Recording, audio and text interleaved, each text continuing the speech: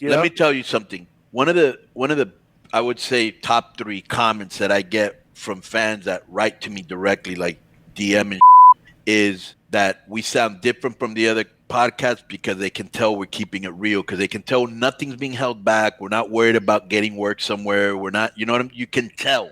I don't care who I talk about, what I say about them, because I would say it to their face too. Because I was, guys, because the thing is, like, people say, "Oh, Disco's a hater." Disco, bro, I got a lot of people. Like, everybody thinks I'm an AEW hater. Right. There's a lot of people in AEW I'm friends with and still friends with and get DMs from this shit.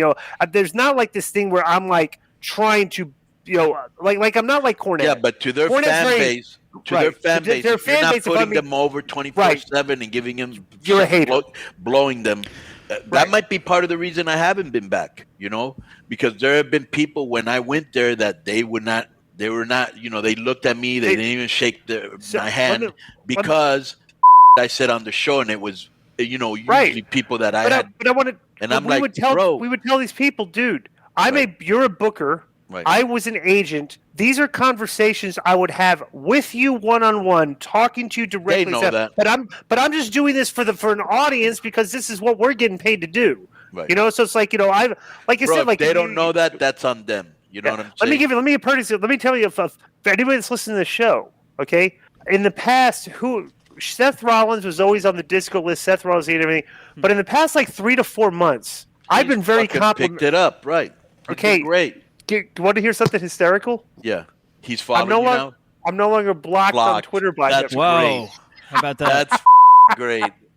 He doesn't block me anymore. I told you, a lot of the boys listen to the show. And a lot of the boys they're sensitive, and they want to hear. And the bad thing is they go, these two no, you can't say they don't know. They were entertaining. They were both writers. They both respect got the over. Advice. Respect the critique. Okay, it may not be what you may disagree. It's not personal. And it's not from an uneducated position. Right. Like we're, they know, this is because they know we're telling the truth. Because when they hear us talking about other people, they're like, "Well, they're right about them. They must be right about us." Yeah. I'd like to see. Remember, I'll never forget when when I was in San Diego with you, when we went to that show in San Diego, SmackDown that time, right? Right. We went backstage and saw some of the guys. And I remember Natalia came up to you and said, "Hey, she listens to you on Court's podcast." I'll never forget that. Right. So I'm sure she probably listens to us on this show. Right. And remember, we were sitting there talking about, bro, they're just not doing anything with these girls. Yeah. And then we started talking about, you know what? They're being very simplistic in their work, and they're they're starting their work is starting to shine in that group of females because they're not trying to do a bunch of crazy stuff. They're just being very basic, and it looks entertaining and good work. Yeah. Right. And it's like, I just wonder if they listen and see that, and they can, I don't know. I don't know if people take our advice. Free advice. Maybe people take our advice. Maybe they don't. But sometimes there's a million podcasts. I don't know who listens, but there's stuff that we've said on this show that you see people like they do, and you just wonder, hey, did they actually listen to us? Or but it's not just, it's good advice. Because my whole thing is when I booked, and you booked too, it doesn't matter where a good idea comes from. Your girlfriend's mom can come up with the booking idea. It's like, hey, that's pretty good. I'll use that. It's so it's like if you try to restrict your what you want to your when people critique give your opinion, if you want to restrict it based on if you don't think that person was over enough and anything, but oh, he was just a jobber. What does Conan know? He's out there. But if you just take the advice categorically and analyze, it's would this be better for me? And would this work? What should I try it? That's your own personal decision. I think a lot of people, we give good advice sometimes. We probably give bad advice too, but I guarantee you that because I know we do this podcast, we put the clips up and everything. I'm intrigued sometimes to go and see what people say about it. Stuff these people on social media, they want to hear everybody's opinion of probably what people are saying about them. And I just wonder if you see Cornette, he's very critical of their product and he's very kind of personally attacks these guys, which we're not like that. That's Cornette's shtick. He cuts promos on people. He's very entertaining when he does it, but it's kind of personal when he does sometimes, But I just wonder if these people listen and okay, hey, that's a good idea. That's a good, and because I'll say, you can look at our history. Go ahead. Here's the problem. It's hard to tell somebody the truth without hurting their feelings. It's almost like in art. you know, because people get offended or they get denied or they get angry or you're a hater. You know, they can never be introspective and go, okay, this guy told me this. There's a reason why. Let me see what it is. Maybe I am at fault. You can't always think that, you know, you have nothing to do with something that's, you know what I'm saying? That is a one-way street. It's always somebody else's fault. It's never your fault. That's egistical. Right. And it's also naive to think that everything you do, everybody's going to like. Right. You know, and if they don't like it, that doesn't mean they hate you. They just don't like that. They don't like that. Instead of that, but they quantify, you know, they conflate it with, okay, he doesn't like me. He doesn't like this. Therefore, he hates me. You know, no, I just don't like, you know what I'm saying? Right. So that's the one thing. But it is what it is, bro. You know, like I've always said, we're going to put over cool shit that's whack. We're going to bury it. Boom. And I did, because the thing is like, and these people listen to a lot of podcasts, and I listen to a lot of Brian, you know, Alvarez and those guys, like their YouTube clips, bro. It's like every single time they talk about AEW, it's like, oh, this was great. Like everything is great, glowing. You know, praise. And I'm like, come on, like, they're so glowing, do they come up? So they actually come up. Let me ask you this. Do they actually come off to you like AEW fanboys, kind of? Sure, 100%. Yeah, that's what and then you can't get around that because that's exactly what they sound like. Right. To the point that like, I'd like to. And me personally, we grew up in that era where newscasters and networks, because we grew up in the same area, were impartial. Now they don't give a. They're out. They just told you what. They just told you what happened. If you want to know people's opinions of what happened, you had to watch the Saturday morning news shows at 60 Minutes on Sunday night. Yeah, that's like, because those are like opinion pieces right now. But everything else is just the news. You watch the news for an hour. They tell you what happened. Here are the people that killed people. Here are the suspects. Here's what happened. And that's the way it was. Yeah, but the bad thing, your own opinions based on what happened. The bad thing about the news being like that now, or even wrestling news, is I don't want to hear a slanted opinion. Right. And there's a definite promotion of AEW through the media. They want it to succeed, which I understand. But it's like you guys aren't good workers. You don't sound like you're doing it right. There's a way to promote the product than sounding like a fanboy and just, and just like, if this is, and like, other than like, okay, hey, like the way we critique a segment. Like, this was good TV. They did this. They did, stuff. But there's like, oh, this was epic. This is fun. 4.5, 5 stars. I mean, for example, right? Meltzer loves it in New Japan, and Meltzer loves Ishii. Okay, right. This is a tweet that did so. I guess what was it? The show they had recently, Joe. It was a show that's G1. Was the G1? Okay, yeah. All right. Let me give for example. Okay, so Dave. G1 Climax 31. All right, so here it is. So Dave, let me find it here. Dave tweets more than I thought he did. So he's angry today because people are criticizing the AEW Owen Hart connection. Saw a couple tweets about. Yeah, who cares? I mean, here's a tweet. Right, Ishii Takagi was amazing. Ishii's selling is unique and incredible. Selling isn't crazy bumps. Selling to make it appear like a real fight is higher level, and he's one of the highest levels of that ever. Right. I wanted to quote tweet. I didn't tweet because I knew like the trolls and everything. But my response to that tweet is like, Dave, it's like, you're talking about real fight.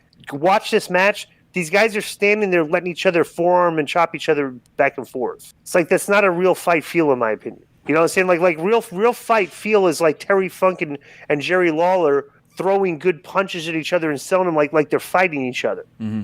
You know what I'm saying? So it's like, bro, these guys get their. This is the difference, okay? With all the dirt sheet guys and stuff, is that when they're not on this next level of being trained to do it, being behind the scenes, and everything, and not, like, you comment on stuff like selling and psychology and stuff, everything. It's like, this is where I think these guys get out. They get off the rails a little bit. But did he say taking bumps is not selling or something like that? What did he say? Selling crazy bumps. This whole tweet is weird. It's like, Ishii Takagi was amazing, and I watched the match. It was not. You watch it too. There's no way me and you would look at that match and think that this is an amazing match. Right. Okay, because it was a typical New Japan, let's stand there, let me forearm you, I'll forearm you, and for a while. Like, it wasn't like, So Ishii Takagi was amazing. Ishii's selling is unique and incredible. Selling isn't this is where I keep saying, selling isn't crazy bumps. selling to make it appear like a real fight is higher level, and he's with the highest levels ever. It's like this is like Dave. Like this is where I think he gets sidetracked. He's trying to tell you like what good selling is, but this guy's never been trained to wrestle. Okay, so I think on the G1 thing, because I'm a big New Japan fan from way back in the day, so I like that style a lot. I like the way back in the day New Japan. Yeah.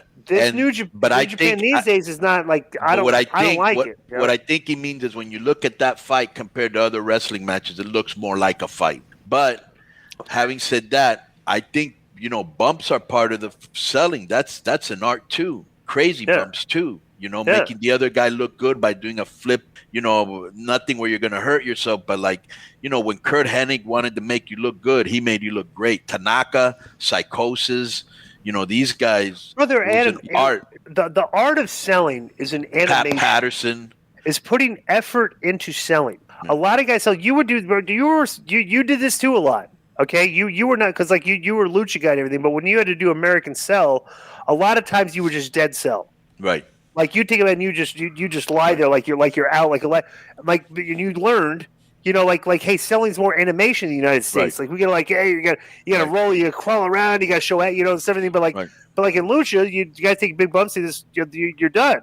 Stuff. But waiting. You're waiting for him to pick you up like the next scene. It's like but I grew up on like watching Ricky Steamboat and stuff and like the animation just like and I would just look in the mirror constantly and just try to like just try to see how I look selling. Right. It's like.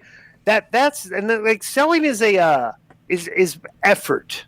Like people that if somebody gives you a V trigger and you act like you're knocked down, you're saying that like that's not selling. Hitting a V trigger, grabbing your jaw, rolling around like your days and stuff, and like putting the effort in to try and make it look as real as possible. That's selling. But like when these guys, but my point is like with this tweet. When he's talking about his selling is very unique and incredible, and sells are like real. I'm like, yeah, but Dave, they're standing there letting each other hit each other. So it's like that's not real. That's not that like there's never been a combat sport, boxing, fighting, stuff. Yeah, but in New guys Japan, just stand there just in New Japan it's not in New Japan it's part in like their universe. Like a guy will stand there and he'll take chops and people he's a tough and the other guy will hit him back. So it is kind of a Japanese thing. Right, and I agree with that. But my point being is like the way they're doing it is not like real fighting. Right. They're trying to make it look real, but the whole thing is like, dude, in a real fight, you're not gonna. It's like,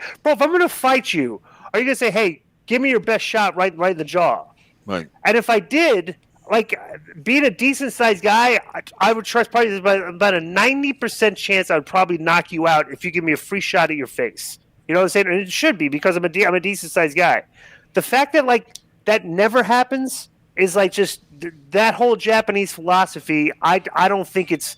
I think it's not real. And like to American fans, like that might be their culture, but when you sell that to here, it's a very difficult sell for an American fan to look at guys doing that and say, why on earth are they doing that? Because we watch a lot of UFC here, we watch a lot of boxing here, we watch we've seen George Masvidal do the running V trigger and knock out Ben Askren cold.